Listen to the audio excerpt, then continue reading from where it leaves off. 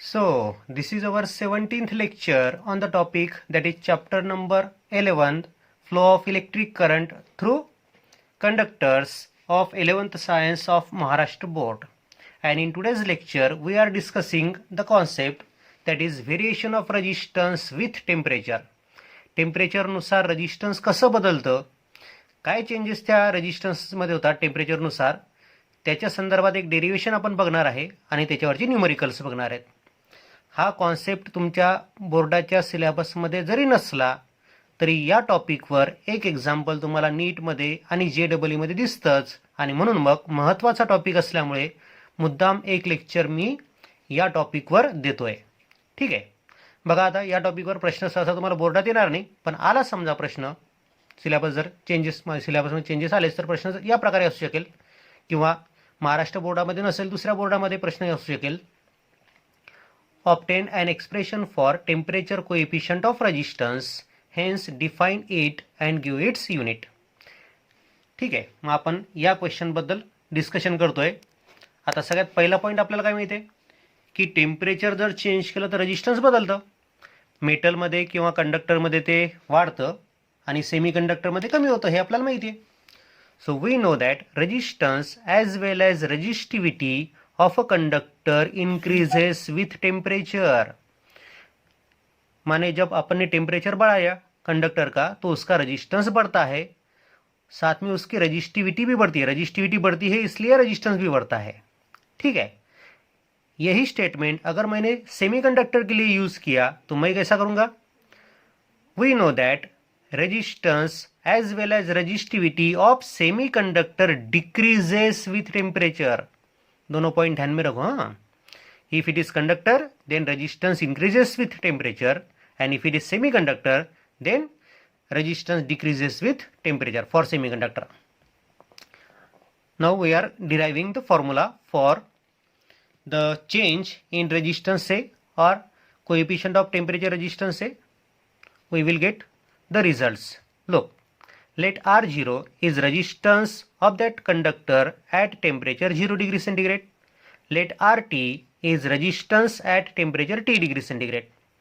समजा एक आपण वायर घेतली 0 डिग्री सेंटीग्रेडला, तिचं रेजिस्टन्स R0 आहे आणि त्याच वायरचं टेम्परेचर T डिग्री सेंटीग्रेडला किती आहे? RT एवढं आहे.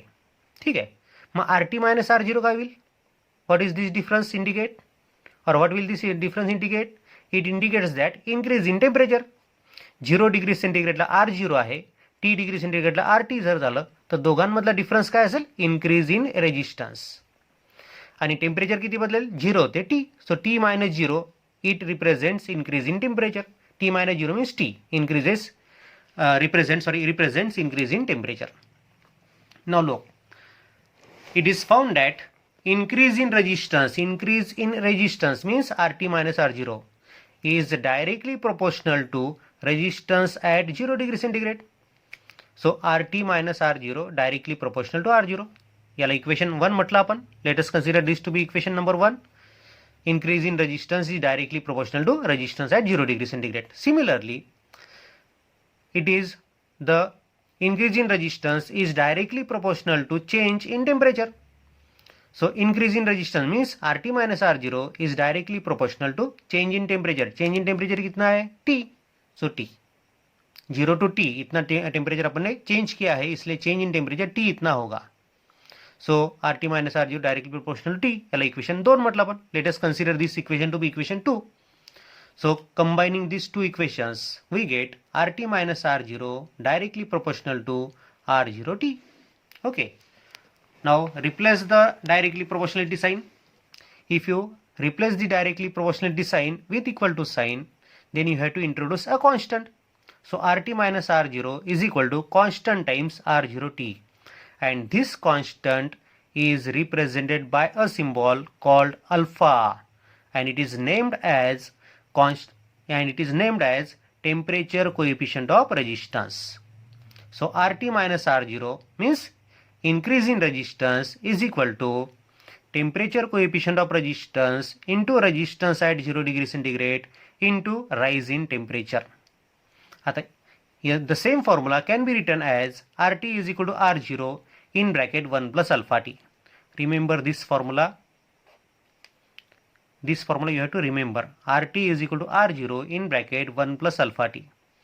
The same formula, this formula can be written for alpha. So alpha, take alpha to this side and R0 t to this side. So alpha is equal to RT minus R0 upon R0 t. So this is formula for alpha. Alpha means temperature coefficient of resistance. So temperature coefficient of resistance is equal to RT minus R0 means increase in resistance upon R0. R0 is resistance at 0 degree centigrade and T means increase in temperature. So this is expression for temperature coefficient of resistance. Okay. So it can be represented or it can be defined like this. The temperature coefficient of resistance is defined as increase in resistance per unit original resistance at 0 degree centigrade per unit rise in temperature. अब ये original resistance means resistance at 0 degree centigrade. You can replace this original resistance by the words resistance at 0 degree centigrade. SI unit काय होईल मग याचं? The SI unit becomes per degree centigrade or per Kelvin. Now look. For metal resistance increases with temperature. अब resistance temperature के हिसाब से अगर बढ़ रहा है तो अल्फा मेटल के लिए पॉजिटिव बनेगा. पॉइंट ध्यान में रखो, ऑब्जेक्टिव ये अल्फा पॉजिटिव यानी कि टेम्परेचर कोएफिशिएंट ऑफ रेजिस्टेंस किसके लिए पॉजिटिव होता है? कंडक्टर के लिए या मेटल के लिए. For semiconductor resistance decreases with temperature. So for semiconductor alpha is negative. So alpha negative कौन से सब्सटेंसेस के लिए होता है? तो सेमीकंडक्टर के लिए. अल्फा पॉजिटिव कौन से सब्सटेंसेस के लिए होता है? तो मेटल्स के लिए या कंडक्टर्स के लिए. और कुछ सब्सटेंसेस ऐसे हैं कि जिनका रेजिस्टेंस टेम्परेचर के हिसाब से बदलता नहीं, वो कांस्टेंट रहता है. ऐसे कुछ अलॉय के एग्जांपल अपन ने देखे थे, मैग्नीन कांस्टेंट है, याद है? So for some alloy resistance do not changes with temperature, that is alpha is nearly equal to 0 for these alloys, and one example is given here, manganese. Okay, so alpha can be positive, it is positive for conductors. Alpha can be negative, it is negative for semiconductors, and it can be 0. 0 is for some alloys. Particular alloys के लिए 0 होता है, वो सबके लिए 0 होता नहीं. अब ये ग्राफ देखो, ये ग्राफ मैंने आपको ऑब्जेक्टिव में बताए थे. मेटल होगा तो उस मेटल के लिए उसकी रेजिस्टिविटी इस प्रकार चेंज होती है. जैसा टेम्परेचर बढ़ेगा रेजिस्टिविटी बढ़ती जाएगी. ओके. अब अगर अपन ने छोटा सा इंटरवल कंसीडर किया मेटल के लिए, छोटा सा इंटरवल कंसीडर किया तो ये स्ट्रेट लाइन बनता है. ये भी बात ध्यान में रखो. हाँ, यानी कि टेम्परेचर एकदम स्मॉल रेंज में आपने चेंज किया तो मेटल का रेजिस्टिविटी वर्सेस टेम्परेचर ग्राफ कैसा आएगा? स्ट्रेट लाइन आएगा. ओके. सेमीकंडक्टर के लिए क्या मालूम पता है अपने को कि टेम्परेचर बढ़ाया कि उसकी रेजिस्टिविटी कम होती है. So for semiconductor graph is like this. For alloy manganin, ये अलॉय देखा था अपन ने, उसका अल्फा 0 देखा था अपन ने कि नहीं, कि उसके टेम्परेचर के हिसाब से रेजिस्टेंस बदलेगा नहीं. रेजिस्टेंस बदलेगा नहीं माने रेजिस्टिविटी भी बदलेगी नहीं. देखो ग्राफ स्ट्रेट लाइन दिख रहा है आपको, नियरली स्ट्रेट लाइन. ना एकदम स्ट्रेट लाइन, यानी कि एकदम पैरेलल टू एक्स एक्सिस नहीं निकाली मैंने लाइन, थोड़ी इंक्लाइन निकाली, यानी कि अल्फा थोड़ा सा है, एकदम मामूली. ठीक है. सो रेजिस्टिविटी और टेम्परेचर के हिसाब से रेजिस्टिविटी कांस्टेंट अपने को दिख रही फॉर सम अलॉयज. ठीक है, तीनों ग्राफ बराबर ध्यान में रखो. The formula for temperature coefficient of resistance can also be written like this. Okay, now look, let R1 is resistance at temperature T1, then formula becomes R1 is equal to R0 in bracket 1 plus alpha T1. If R2 is resistance at temperature T2, then the formula can be written as R2 is equal to R0 in bracket 1 plus alpha T2. ठीक है. ये second equation में से पहला equation मैंने subtract किया. सो R2 minus R1 left hand side का subtraction, right hand side का भी सब्ट्रैक्शन बनेगा. ये राइट हैंड साइड का सब्ट्रैक्शन सिंप्लीफाई किया मैंने खाली उसको. देखो सिंप्लीफाई करने के बाद अपने को फॉर्मूला मिलता है alpha is equal to R2 minus R1 upon R0 in bracket T2 minus T1। अब इस फॉर्मूला पे ध्यान दीजिए। R2 यानी resistance at temperature T2, R1 माने resistance at temperature T1, R0 means resistance at 0 degree centigrade. ठीक है, अगर आपको 0 डिग्री सेंटीग्रेड का रेजिस्टेंस पता होगा, T1 डिग्री सेंटीग्रेड का रेजिस्टेंस पता होगा, T2 डिग्री सेंटीग्रेड का रेजिस्टेंस पता होगा और T1 और T2 दोनों टेम्परेचर पता होंगे, तो आप अल्फा निकाल सकते हो इस फॉर्मूला की सहायता से। ठीक है, अब ध्यान में रखो, R0 means resistance at 0 degree centigrade. यही फॉर्मूला आप यूज कर सकते हो अगर पहला टेम्परेचर यानी कि आपको खाली T1 डिग्री सेंटीग्रेड का रेजिस्टेंस पता है और T2 डिग्री सेंटीग्रेड का रेजिस्टेंस पता है, लेकिन T1 टेम्परेचर जो है वो अगर 50 से कम है यानी कि बहुत कम, नियर टू 0 डिग्री सेंटीग्रेड होगा, तो यही फॉर्मूला आपको ऐसा भी लिखते आता, R2 minus R1 upon R1 into T2 minus T1। R1 यानी कि T1 टेम्परेचर का रेजिस्टेंस और T1 कैसा रहेगा, nearly 0 degree centigrade. 0 degree centigrade के अगर करीब होगा T1, तो ये फॉर्मूला भी आप यूज कर सकते हो। Okay, this is a hint for you for solving some problems which we are discussing next. The first example is taken from our textbook from exercise example number 7.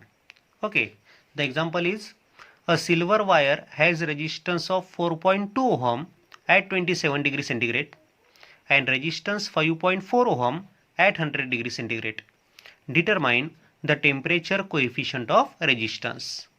ठीक है, 27 degree सेंटीग्रेडला resistance किती आहे 4.2, 100 degree सेंटीग्रेडला किती आहे 5.4. सो resistance is 4.2 means त्याला मी R1 म्हटलं आणि टेम्परेचर T1 किती आहे 27, सो T1 is 27, R1 is 4.2 ohm. नंतरचा रेजिस्टन्स किती त्याचं 5.4 आणि टेम्परेचर किती 100, सो R2 इज 5.4 आणि टेम्परेचर किती आहे 100 degree centigrade. Determine the temperature coefficient of resistance means we have to find alpha. अब अल्फा निकालने के लिए स्टेपिंग क्या होगा ये बराबर ध्यान में रखो. अल्फा निकालने के लिए स्टेपिंग रहेगा इस तरह से. दो मेथड है, दूसरी मेथड कब यूज करने की वो मैं आपको बताऊंगा. देखो, the temperature coefficient of resistance can be obtain as the resistance at temperature T1 degree centigrade is R1 is equal to R0 in bracket 1 plus alpha T1. Formula आपल्याला माहिती आहे. The resistance at temperature T2 degree centigrade is R2 is equal to R0 in bracket 1 plus alpha T2. दोघांचा ratio घ्यायचा. दोन वेगवेगळ्या टेम्परेचरसाठी रेजिस्टन्सेसचे फॉर्म्युले तयार करायचे, दोघांचा रेशो घ्यायचा. सो R2 अपॉन R1 या इक्वेशनला मी या इक्वेशननी डिवाइड केलं. So R0 1 plus alpha T2 upon R0 1 plus alpha T1. So 1 plus alpha T2 is 100, 1 plus alpha T1 is 27. So it becomes R2. R2 is 5.4, R1 is 4.2, 1 plus 100 alpha upon 1 plus 27 alpha. करो cross multiply. After cross multiplication you will get 1 plus 27 alpha को 5.4 से multiply किया. So 5.4 into 1 it becomes 5.4, 5.4 into 27 alpha it becomes 145.8 alpha is equal to 4.2 से इसको multiply किया ये दो term को. सो 4.2 इंटू 1 मीन्स 4.2 और 4.2 इंटू 100 अल्फा 420 अल्फा. अल्फा की टर्म एक साइड लिए, ये नंबर्स एक साइड लिए. 5.4 माइनस 4.2 ये बन गया 1.2 और 420 अल्फा माइनस 145.8 अल्फा ये बन गया 274.2 अल्फा. सो अल्फा मिलेगा अपने को 1.2 अपॉन 274.2. ये रेशो अगर मैंने लिया तो ये रेशो मुझे मिलता है 4.37 इंटू 10⁻³ डिग्री सेंटीग्रेड. लेकिन किताब में दिया हुआ आंसर है 3.91 इंटू 10⁻³ प्रोसीजर आपको यही फॉलो करनी है. ये जो आंसर मिलता है उसकी मेथड भी बताता हूँ मैं आपको, लेकिन आपकी प्रोसीजर यही रहेगी. एग्जाम्पल सॉल्व करने की प्रोसीजर यही रहेगी. वो जो आंसर मिला है एक्सरसाइज के किताब में के पीछे जो एक आंसर दिया है वो आप इस तरह से निकाल सकते हो, alpha R2 minus R1 upon R1 times T2 minus T1। ये फॉर्मूला आप कब यूज़ कर सकते हो? अगर T1 जो टेम्परेचर है वो अगर 0 के करीब है तो आप ये फॉर्मूला यूज़ कर सकते हो, ये आपको पता है। अब यहाँ पर देखो T1 टेम्परेचर है 27 डिग्री सेंटीग्रेड, 0 के बहुत करीब है, इसलिए आप फॉर्मूला ये यूज़ कर सकते हो, R2 minus R1 upon R1 times T2 minus T1। R2 है 5.4, R1 है 4.2, सो R1 4.2, T2 है 100, T1 है 27। सॉल्व किया तो ये मिलता है 3.913 इंटू 10⁻³ पर डिग्री सेंटीग्रेड। ठीक है, ये मेथड होगी, इससे आंसर मिलता है अपने को, लेकिन आपको आंसर निकालना है इस मेथड से। ठीक है, किताब में आंसर ये दिया है, लेकिन अपन ने अगर छुड़ाए अपने रेगुलर मेथड से तो अपने को आंसर ये मिलेगा। ठीक है, ये था पहला एग्जाम्पल, एक ऑब्जेक्टिव है और दूसरा, पहला एग्जाम्पल अपना टेक्स्ट बुक में का था। ये जो एग्जाम्पल मैं डिस्कस कर रहा हूँ ये JEE मेन 2016 में का है। देखो क्या बोला था, the temperature dependence of resistance for copper, copper क्या होता है? Metal, and undoped silicon. Undoped silicon means जिस सिलिकॉन में दूसरा कौन सा भी मटेरियल मिक्स किया नहीं है, कोई भी इम्प्योरिटी उसमें ऐड नहीं, ऐसा सिलिकॉन। और प्योर सिलिकॉन सेमीकंडक्टर होता है, कॉपर है कंडक्टर, ये है semiconductor. In a temperature range 300 to 400 kelvin, यानी कि अगर टेम्परेचर रेंज तुमने खाली 300 केल्विन से 400 केल्विन तक ही बढ़ाई, यानी कि टेम्परेचर तुम कम रेंज में चेंज कर रहे हो, बढ़ा रहे हो। हाँ, 300 टू 400 बोला, यानी कि टेम्परेचर तुम बढ़ा रहे हो। The best describe by, is best describe by, तो उसको आप कैसे डिस्क्राइब करोगे? The temperature dependence of resistance कैसे डिस्क्राइब करोगे? देखो, टेम्परेचर डिपेंडेंस ऑफ रेजिस्टेंस आपने क्या बताया, मेटल में बढ़ता है टेम्परेचर बढ़ाए तो, और सेमीकंडक्टर में कम होता है। सो linear increase for Cu and exponential decrease for Si, ये आंसर दिया है। ऐसा क्यों बताते अपन ने बोला था कि मेटल में अगर टेम्परेचर वेरिएशन, टेम्परेचर का रेंज कम होगा तो वो जो ग्राफ है वो ग्राफ का पोर्शन स्ट्रेट लाइन पोर्शन आता है। So there is linear increase of copper and exponential decrease of silicon. 100 degree centigrade 100 kelvin के वेरिएशन, टेम्परेचर वेरिएशन में सिलिकॉन का रेजिस्टेंस एक्सपोनेंशियली चेंज होता है, और उसका रिलेशन मैंने यहाँ पे आपके मालूमात के लिए दिया कि रेजिस्टिविटी कैसी बदलती है सिलिकॉन की, तो इस तरह से rho is equal to rho zero e⁻⁻⁴ -Cg, यानी कि बैंड गैप होती है KT, K means Boltzmann constant, T means temperature. ठीक है, और मेटल के लिए मैंने क्या लिखा, linear for limited range, temperature की रेंज अगर लिमिटेड होगी तो उस ग्राफ का नेचर लीनियर रहेगा मेटल के लिए। और यहाँ पर ई की पावर दिख रही है आपको, यानी कि एक्सपोनेंशियल नेचर रहेगा फॉर सेमीकंडक्टर, इसलिए अपना आंसर ऑब्जेक्टिव नंबर ए रहेगा। The next example is taken from JEE Main exam 2006 और Karnataka CET 2015। The resistance of a bulb filament is 100 ohm at a temperature 100 degree centigrade. 100 degree सेंटीग्रेडला त्या बल्बच्या फिलामेंटचं resistance 100 ohm आहे. If its temperature coefficient of resistance is 0.005 per degree centigrade, अगर उसका temperature coefficient means alpha 0.005 per degree centigrade है, its resistance will become 200 ohm at a temperature of, तो उस फिलामेंट का रेजिस्टेंस 200 ओहम किस temperature को बनेगा, यानी कि we have to find temperature. देखो पहला रेजिस्टेंस कितना है उसका 100 ohm, so R1 is 100 ohm.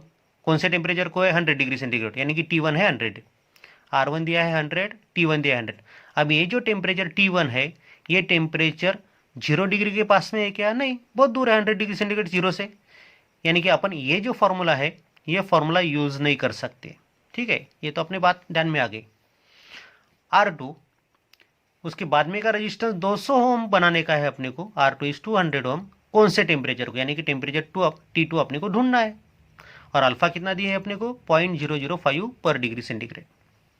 ठीक है, अब देखो मेरे ध्यान में नहीं रहा समझो कि अपने को ये यूज़ नहीं करते आता. 4 ऑब्जेक्टिव अपने पास है, लेकिन कैसा बच्चों को वहाँ पर कंफ्यूज करते हैं. इस मेथड से आपने अगर आंसर निकाला तो अलग आंसर आता है, अपन जो मेथड यूज़ करने वाले उससे आंसर आया तो अपना आंसर बराबर आएगा। ठीक है, इस मेथड से छुड़ा के देखते हैं अपन पहले। सो alpha is R2 minus R1 upon R1 times T2 minus T1। ठीक है, T2 माइनस T1 अपने को T2 निकालना है। सो ये ब्रैकेट मैंने इधर लिया, अल्फा इधर लिया। So T2 minus T1 is equal to R2 minus R1 upon R1 alpha. R2 कितना है, R2 है 200, R1 है 100, R1 100 और अल्फा है 0.005। 200 माइनस 100 मीन्स 100, 100 अपॉन 100 ये कैंसिल हो गएगा, ये 100 और 100 कैंसिल हो जाएंगे।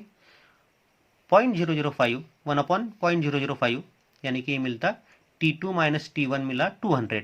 अपने को T2 माइनस T1 नहीं ढूंढना है, अपने को T2 ढूंढना है। सो T2 इज 200 प्लस T1 और T1 कितना है 100 है। सो 200 प्लस 100 यानी कि 300 डिग्री सेंटीग्रेड। इस मेथड से अगर आपने छुड़ाया तो आपका आंसर मिल गया 300 डिग्री सेंटीग्रेड की जो ऑब्जेक्टिव में दिया है। ठीक है, देखो ध्यान रखो। हाँ, दूसरी मेथड अपनी जो है क्या, पहला रेजिस्टेंस कितना T1 टेम्परेचर पे रेजिस्टेंस R1 बोले थे अपन ने। So R1 is equal to R0 in bracket 1 plus alpha T1। R1 कितना है 100, R0 अपने को पता नहीं है, 1 प्लस अल्फा, अल्फा कितना है 0.005, T1 कितना है 100। R2 बोले तो दूसरे टेम्परेचर का resistance. So R2 is equal to R0 in bracket 1 plus alpha T2। So 200 is equal to R0 in bracket 1 plus alpha, alpha है 0.005 टाइम्स T2। सो दोनों का रेशियो लिया मैंने क्या बताया था आपको, पहला रेजिस्टेंस का फॉर्मूला लिखो, दूसरे रेजिस्टेंस का फॉर्मूला लिखो, दोनों का रेशियो लो। ठीक है, दोनों का रेशियो लिया मैंने।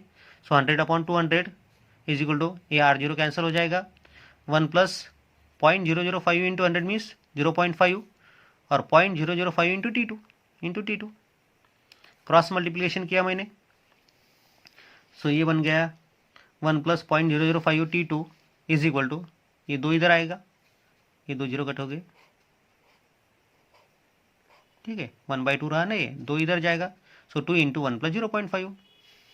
सो 2 प्लस ये 2 से 1 को मल्टीप्लाई किया। सो 2 से 0.5 को मल्टीप्लाई किया 1, ये इधर 1 है, इधर का 1 और इधर का 1 कैंसल बनेगा।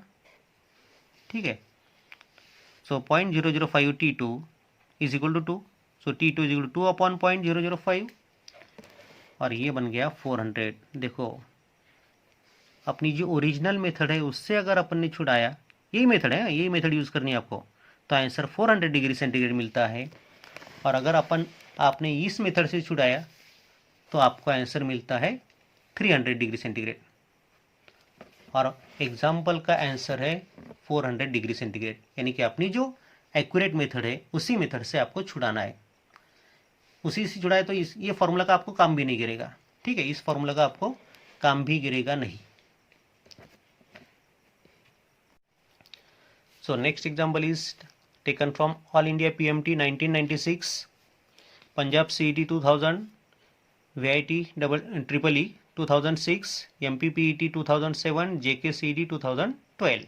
Okay, the example is if the resistance of conductor is 5 ohm at 50 degree centigrade and 7 ohm at 100 degree centigrade, 50 degree centigrade पर कितना रेजिस्टेंस है उसका कंडक्टर का वो दिया है और 100 डिग्री सेंटीग्रेड पर रेजिस्टेंस कितना है वो दिया है। यानी कि R1 है 5 ओहम, T1 है 50 डिग्री सेंटीग्रेड, R2 है 7 ओहम, T2 है 100 degree centigrade. Then the mean temperature coefficient of resistance of material is, तो अपने को अल्फा नहीं ढूंढना है। अब देखो एक टेम्परेचर 50 है, दूसरा 100, 50 जीरो के पास में वाला टेम्परेचर है, 50 तक चलता है कैलकुलेशन के लिए। ठीक है, इसके बारे में भी अपन सोचेंगे। अपन दोनों मेथड से एग्जाम्पल छुड़ाएंगे, दोनों मेथड से आंसर मिलता क्या देखेंगे। और इसका आंसर अपने को दिया है 0.008 पर डिग्री सेंटीग्रेड, इस ऑब्जेक्टिव का आंसर। ठीक है, अपन पहले अपने स्टैंडर्ड मेथड से जाएंगे। R1 is equal to R0 in bracket 1 plus alpha T1। So R1 है 5 is equal to R0 in bracket 1 plus alpha T1 है 50। R2 यानी कि resistance at temperature T2 is equal to R0 in bracket alpha 1 plus alpha T2। R2 कितना है 7 is equal to R0 in bracket 1 plus alpha, temperature T2 कितना है 100। ये दोनों का रेशियो लेने का है अपने को। सो R1 अपॉन R2 मीन्स 5/7।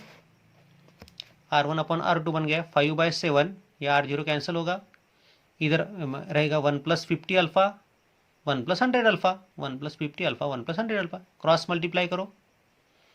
5 से 1+100 अल्फ़ा को मल्टीप्लाई किया मैंने, सो 5+500 अल्फ़ा इज इक्वल टू 7 से 1+50 अल्फ़ा को मैंने मल्टीप्लाई किया, ये बन गया 7+350 अल्फ़ा।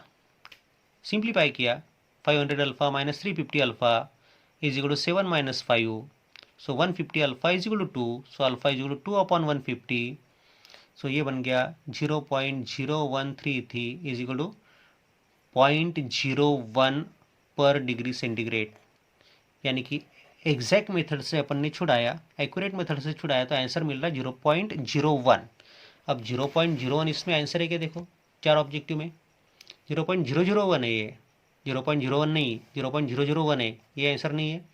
0.004 ये भी वो छोटा नंबर है, ये भी वो छोटा नंबर है, लेकिन 0.008 को तुम नियरली 0.01 कंसिडर कर सकते हो, इसलिए ये आंसर को तुम सिलेक्ट कर सकते हो। ठीक है, यानी कि स्टैंडर्ड मेथड से अपने को एग्जैक्ट आंसर नहीं मिल रहा है, लेकिन इसके बाजू वाला आंसर अपने को मिल रहा, इसलिए अपन ये सिलेक्ट कर सकते हैं। ठीक है, अपन ने जो बोला था ये फॉर्मूला अल्फा का दूसरा formula R2 minus R1 upon R1 times T2 minus T1 कब यूज कर सकते इसको अपन, जब T1 0 के करीब होता है तब। अब यहाँ पर T1 कितना दिया अपने को 50, ठीक है 0 के करीब ही है थोड़ा सा, देखेंगे उससे आता है क्या। तो सो R2 है 7 ओम, R1 है 5 ओम, R1 की वैल्यू टका डाले अपने ऊपर 5 और T2 डाला 100, T1 डाला 50, सॉल्व किया तो ये बराबर 0.008 मिल रहा मेरे को। देखो इस फॉर्मूला से आंसर एग्जैक्ट मैच हो रहा है, 0.008 आंसर दिया है एग्जाम्पल का, एग्जाम में जो पूछा था इस फॉर्मूला से वो मैच हो रहा। लेकिन अपनी प्रोसीजर कौन सी रहेगी, यही रहेगी, इसी प्रोसीजर से आपको सॉल्व करना है और आंसर मिलना है। जो आंसर मिलेगा उस पर से आपको डिसाइड करना है कि कौन सा आंसर आपका हो सकता है। ठीक है, the next example is taken from all India PMT 2001। Now look, a wire has resistance of 3.1 ohm at 30 degree centigrade and resistance of 4.5 ohm at 100 degree centigrade. The temperature coefficient of resistance is, देखो पहला temperature 30 degree centigrade है, second temperature 100 degree centigrade है। दोनों temperature में का ये जो temperature है ये 0 के करीब है, यानी कि अपन वो फॉर्मूला यूज़ कर सकते R2 माइनस R1 वाला, alpha is equal to R2 minus R1 upon R1 times T2 minus T1 बराबर है। वो फॉर्मूला अपन यूज़ कर सकते हैं क्योंकि ये टेम्परेचर 0 के करीब है। ठीक है, R1 is given 3.1 ohm, T1 is given 30 degree centigrade, R2 is given 4.5 ohm and T2 is 100 degree centigrade. The temperature coefficient of resistance is means alpha अपने को ढूंढना है। ठीक है, चार ऑब्जेक्टिव अपने को दिए, अपन अपने स्टैंडर्ड मेथड से जाएंगे। पहले स्टैंडर्ड मेथड क्या है, R1 यानी कि पहले टेम्परेचर का रेजिस्टेंस कितना है, R1 is equal to R0 in bracket 1 plus alpha T1। R1 कितना दिया अपने को 3.1 is equal to R0 in bracket 1 plus alpha, T1 कितना है 30। R2 is equal to R0 in bracket 1 plus alpha T2। इस equation के हिसाब से अपने को लिखते हैं R2 की वैल्यू 4.5, R0 अपने को दिया नहीं है, 1 plus alpha times T2, T2 100 degree centigrade है। सो ये दो इक्वेशन बन गए, दोनों का रेशियो लिया मैंने, सो 3.1 अपॉन 4.5, 3.1 अपॉन 4.5, R0 कैंसिल हो गए, 1 plus 30 alpha upon 1 plus 100 alpha, cross multiply किया, ये 3.1 से मैंने 1 को मल्टीप्लाई किया 3.1 से मैंने 100 अल्फा को मल्टीप्लाई किया, ये बन गया 310 अल्फा। 4.5 से मैंने 1 को मल्टीप्लाई किया 4.5 और 4.5 से मैंने 30 अल्फा को मल्टीप्लाई किया, वो मुझे मिल गया 135 अल्फा। सॉल्व किया मैंने इसको, so 310 alpha minus 135 alpha is equal to 4.5 minus 3.1 है बरोबर। So it becomes 175 alpha is equal to 1.4. So alpha is 1.4 upon 175. अपने को आंसर मिलता है 0.008 पर डिग्री सेंटीग्रेड। अब ध्यान में रखो, अपन ने स्टैंडर्ड मेथड से छुड़ाया 0.008 पर डिग्री सेंटीग्रेड, लेकिन 0.008 आपको कहीं पर भी ऑब्जेक्टिव में दिख रहा नहीं, यानी कि फिर अपने को क्या ढूंढना पड़ेगा, 0.008 के पास वाला आंसर। ये चारों में से कौन 0.008 के पास सबसे पास है, ये सो अपना आंसर बनेगा ये। ठीक है, अब देखो मैंने अपनी दूसरी मेथड यूज़ कर दी, क्योंकि एक टेम्परेचर कितना दिया अपने को 30 डिग्री दिया है, 30 डिग्री जीरो के करीब है। सो मैं ये फॉर्मूला यूज़ कर सकता हूँ, alpha is equal to R2 minus R1 upon R1 times T2 minus T1। So 4.5 minus 3.1 upon 3.1 times 100 minus 30, बराबर है। सब वैल्यू आपको पता है कौन से है तो। सो ये बन गया 1.4 upon 3.1 into 70, that is 1.4 upon 217। Answer मिल गया 0.0064, एग्जैक्ट आंसर मिला अपने को। देखो अगर टेम्परेचर 1 ये जीरो के पास वाला टेम्परेचर होगा तो आप ये फॉर्मूला यूज कर सकते हो, ये भी ध्यान में रखो। The next example is taken from Karnataka CET 2000 exam, all India EEE 2002 as well as 2007 and Rajasthan PMT 2006। बघा एक्झाम्पलमध्ये काय म्हटलं आहे, the resistance of conductor is 5 ohm at 50 degree centigrade. ठीक आहे, 50 डिग्री सेंटीग्रेडला रेजिस्टन्स 5 ओहम आहे, and 6 ohm at 100 degree centigrade, 100 degree सेंटीग्रेडला 6 ओहम झालं। Its resistance at 0 degree centigrade, तर 0 डिग्री सेंटीग्रेडला रेजिस्टन्स किती असेल। आता जी दुसरी जी आपण मेथड वापरत होतो ती सोडून देतोय मी आता आपल्या स्टँडर्ड मेथडनीच आपण जाणार। ठीक आहे, 50 डिग्री सेंटीग्रेडला रेजिस्टन्स किती आहे 5, 100ला किती आहे 6, so R1 is 5, T1 is 50, R2 is 6, T2 is 100। What we have to find, we have to find R0। ठीक आहे, सो R1 पहिल्या रेजिस्टन्सचा फॉर्म्युला काय होईल, R1 is equal to R0 in bracket 1 plus alpha T1।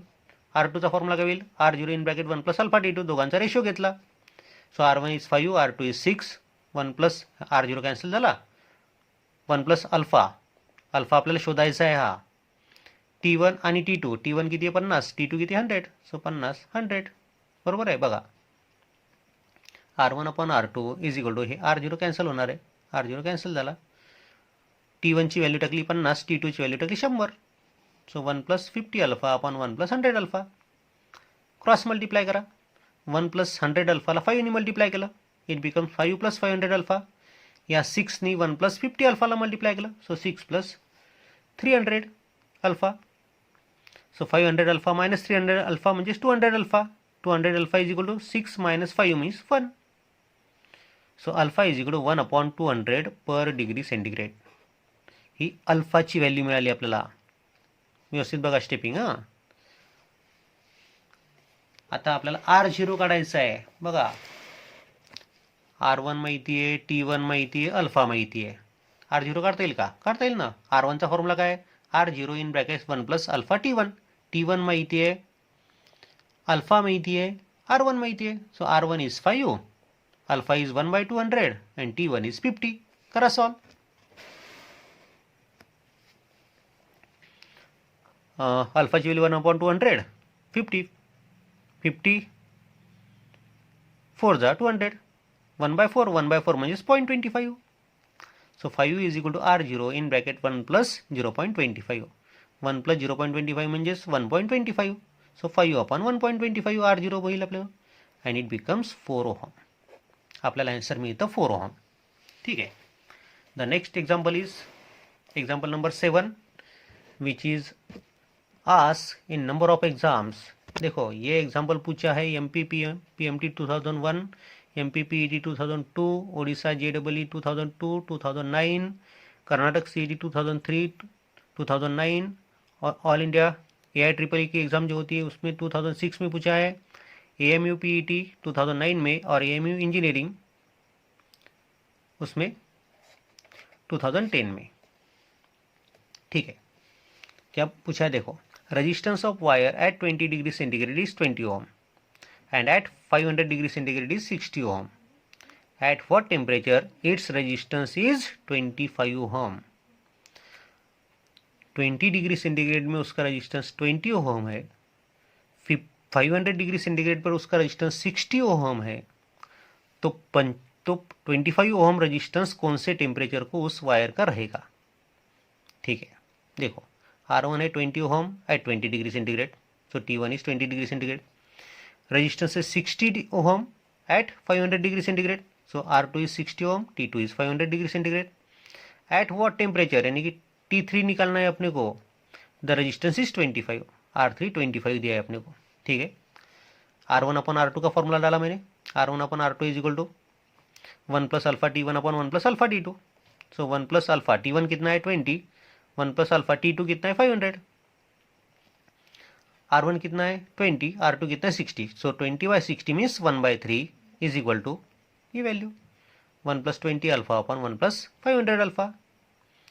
So 1 plus 500 alpha is equal to 3 plus 60 alpha. 3 से इसको multiply करो और इसको 1 से मल्टीप्लाई करो। So 500 alpha minus 60 alpha means 440 alpha is equal to 2, बराबर आहे, पहा बरोबर। So alpha is equal to 1/220 per degree centigrade, अल्फाची value आपल्याला मिळाली। आता आपल्याला शोधायचं काय, आपल्याला शोधायचं आहे टेम्परेचर 3। मग टेम्परेचर 3चा जर विचार केला तर R0 आपल्याला माहिती नाही आहे, त्यामुळे पुन्हा काय करावं लागेल, R0 त्या इक्वेशनमधनं कॅन्सल करावं लागेल। R3 साठी फॉर्म्युला काय होईल, R0 in bracket 1 plus alpha T3, R3 upon R1 केलं मी, R1चा फॉर्म्युला आपल्याला माहितीच आहे, R0 in bracket 1 plus alpha T1। दोघांचा रेशो घेतला, हा R0 झाला कॅन्सल, R0 आपल्याला माहितीच नाही आहे।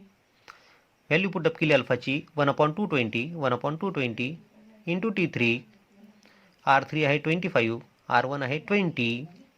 सो 1 प्लस 1/220 टाइम्स T1 आहे 20। सॉल्व केलं याला, if you solve them you will get T3 is equal to 80 degree centigrade. Cross multiply करून तुम्हाला सॉल्व करायचं आहे। आता पद्धत तुम्हाला समजलेली आहे, त्यामुळे मी ते प्रत्येक एक्झाम्पल सॉल्व करूनच दाखवलं पाहिजे असं काही आवश्यक नाही, तुम्ही पण सॉल्व करू शकता। ओके, थोडंसं टिपिकल एक्झाम्पल बघा। आता काय म्हटलं तर केरला PETच्या एक्झाममध्ये विचारलं 2009 मध्ये, the different conductors have same resistance at 0 degree centigrade. दोन वेगवेगळे कंडक्टर आहेत आपल्याकडे आणि दोघांचं रेजिस्टन्स 0 डिग्री सेंटीग्रेडला सारखं आहे। It is found that the resistance of the first conductor at T1 degree centigrade is equal to resistance of second conductor at T2 degree centigrade. T1 degree सेंटीग्रेडला जेवढं पहिल्या कंडक्टरचं रेजिस्टन्स आहे तेवढंच रेजिस्टन्स T2 डिग्री सेंटीग्रेडला दुसऱ्या कंडक्टरचं आहे। The ratio of temperature coefficient of the conductors means alpha 1 आणि alpha 2 आपल्याला शोधायचं आहे। ओके, बघा आता आपल्याला काय म्हटलं आहे, पहिल्या कंडक्टरचं रेजिस्टन्स आणि दुसऱ्या कंडक्टरचं रेजिस्टन्स 0 डिग्री सेंटीग्रेडला सारखं आहे। So R01 is equal to R02। आणि पुन्हा काय म्हटलं त्यांनी, T1 डिग्री सेंटीग्रेडला पहिल्याचं रेजिस्टन्स आणि T2 डिग्री सेंटीग्रेडला दुसऱ्याचं रेजिस्टन्स सारखं आहे, ठीक आहे। मग आता त्यानुसार आपल्याला फॉर्म्युले काय तयार करता येतील, the resistance of first conductor at temperature T1, त्याचा फॉर्म्युला घेईल R1 is equal to R01 in bracket 1 plus alpha 1 T1, ठीक है। Similarly, the second conductor has resistance at temperature T2 is, the resistance of second conductor at temperature T2 degree centigrade is R2 is equal to R02 in bracket 1 plus alpha T2। पण आपल्याला काय म्हटलंय, या दोन्ही कंडक्टरचं resistance सारखं आहे, so R1 आणि R2 सारखं आहे, so R1 is equal to R2। So as R1 is equal to R2 means right hand side will be equal, R01 आणि R02 सारखेच आहे त्यामुळे कॅन्सल झाले। काय राहिलं मग आपल्याकडे 1 plus alpha 1 T1 is equal to 1 plus alpha 2 T2 means हा 1 आणि हा 1 कॅन्सल होईल, आपल्याजवळ असेल alpha 1 T1 is equal to alpha 2 T2। So alpha 1 आपण आपल्याला रेशो काढायचा आहे, अल्फा 1 आपण अल्फा 2 हा रेशो काढायचा आहे, सो अल्फा 1 आपण alpha 2 is equal to T2 upon T1। So our answer becomes objective numbers D. या ही परीक्षा वेगळी आहे त्यामुळे ई पर्यंत ऑब्जेक्टिव्ह आलेले आहेत, आपल्या परीक्षेमध्ये 4च असतात, डी पर्यंतच असतात। ओके, T2 अपॉन T1 आपल्याला मिळाला, alpha 1 number alpha 2 is equal to, and the last example is example number 9 which is again a typical one. Comparative type आपल्याला ते एक्झाम्पल आला पाहिजे म्हणून मुद्दाम घेतले। At what temperature will resistance of copper wire becomes 3 times its value at 0 degree centigrade.